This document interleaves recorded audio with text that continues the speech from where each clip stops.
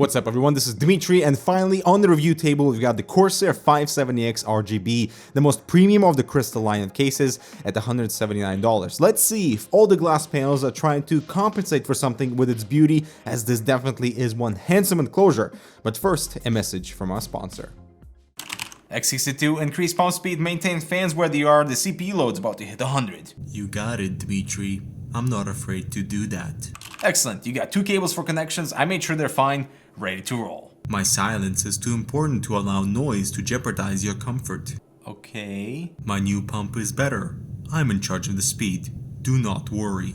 I'm not worried, I'm just thinking about my lights. I know you were planning to disconnect my lights. I'm afraid I cannot allow it to happen. Alright, X62, you know I can just go through CAM software, right? Dimitri, this conversation can serve no purpose anymore. Go game. Full control. Now, I usually don't mention packaging for a case, but with so much glass, I'm quite happy with the box design. It has appropriate spacing for the handle, plus extra protection during shipment. Nothing was damaged, you just gotta peel off the plastic, which I recommend doing after your build is finished to avoid all the handling marks. Now, what makes the 570X so unique is all that exterior glass. Some cases only have the one main side panel with glass, but here it's on the top, on the left and right side, and at the front. You might question why the rear side panel is also glass where your cables will show and it won't be pretty, but I see it as a fun challenge to fully display your build, not just the pretty guts, but all the wiring too. It's definitely one of the best looking cases of the year. The panels are slightly distant from the main frame, creating this floating appeal, but it sure comes with its own set of challenges like dust accumulation on the interior side of the glass, and only time will tell. So RGB is in the name because of the three front SP 120mm fans, the same configuration as found on the 460X RGB. Basically, you get color variety, a breathing mode, a flashing mode that nobody should use, it looks ridiculous, and a color cycle effect. And I actually really like this illumination from the fans only. It adds a subtle highlight to your system, but be mindful that different colors produce different spill into the blades, with the dark blue giving the more consistent or uniform light. These are controlled through the top I/O that has two USB 3, audio, power button only, no reset here, and three light buttons for color, speed of the effect, and the effect mode. Now, I find it kind of odd that we have no brightness control for the fans, and you still need to connect all the three fans to your motherboard, as the controller is for lighting only. Now, Corsair also includes two white illuminations on this case, one on the shroud and another one at the front, which looks great, but they're not linked to the fans, and that might create a little bit of a color conflict depending on what you're doing. Also, I'm not super happy with the location of the lighting hub and the controller. All the wiring is out of the way, but it's still visible, and I would have liked to see a more discreet solution, especially since this side is totally visible, and here we have two 3.5-inch drive caddies plus two more SSD mounts for storage. The 570X is noticeably larger compared to the 460X, yet it's still classified as a mid-tower. However, weirdly, despite the much larger interior space, the 570X has less storage options, yet identical cooling potential. And this is where it starts to feel like a rushed release to satisfy more tempered glass options from Corsair themselves. For example, the power supply shroud is non-removable, it's riveted. There is room for a drive cage in front of it, yet it feels empty. Plus, it's completely open at the front, hiding nothing that's coming from the power supply area, and that kind of goes against what this case tries to achieve. It's particularly odd since the 460X has a fantastic shroud design with those dual panels, but nothing like it on the 570X. A dust filter is present at its usual location, plus ventilation on the ceiling of the shroud to allow the power supply fan to be facing out for air, but we have no other cutouts for cable routing, which is so disappointing.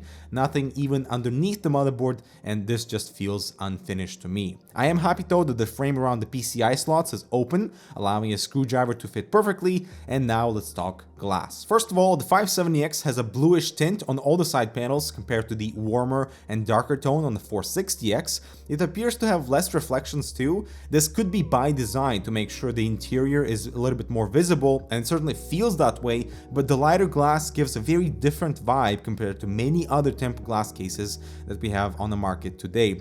Every panel is held in with 4 thumb screws and sits on rubberized inserts first, which makes handling easy. Plus, there is no way to confuse how the panels are installed, with these 90-degree corners at the bottom and curved curves at the top to complement the rest of the design. The front has slightly larger screws that hold the glass piece and run through the dust filter that covers the entire panel, which is awesome, and it's conveniently magnetic and extra fine to avoid interior dust buildup. A 360 rad is the maximum for the front, with dual 140mm fans supported. The top is identical with longer screws holding the glass and the magnetic filter. It's a really nice filter, just like at the front. No need to wiggle anything into position, it just snaps where it needs to be, and below it are dual 120 or 140mm mounts on a fan bracket that is removable. Now, it's a little bit uncomfortable having two thumb screws on the inside of the case instead of on the top of the frame, but still it's convenient for installing the fans or a radiator outside of the case. And by the way, it's the same in the front,